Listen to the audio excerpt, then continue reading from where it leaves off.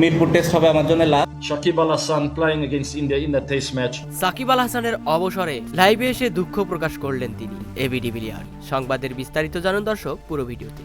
দর্শক, ভারতের বিপক্ষে প্রথম টেস্ট ম্যাচ হারার পর দ্বিতীয় টেস্টের আগেই আচমকা টেস্ট এবং টি-20 থেকে অবসরের ঘোষণা দেন সাকিব আল হাসান। বাংলাদেশের এই পোস্টার বয় জানান, আফগানিস্তানের বিপক্ষে বিশ্বকাপেই তার শেষ টি-20 ম্যাচ খেলা হয়ে গেছে, এখন তাই তিনি অবসরে যাচ্ছেন। তাই বিশ্বের ক্রিকেট ভক্তরা আর তাকে টি-20 এবং টেস্টে দেখতে পারবে না।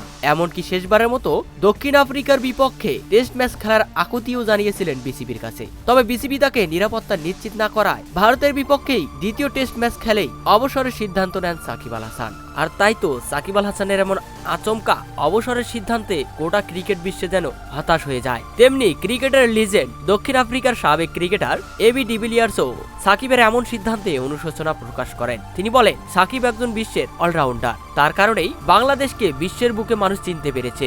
এছাড়া বিশ্বকাপ হবে আর সেখানে সাকিব থাকবে না, সেই বিশ্বকাপটা যেন বড্ড বেমানান।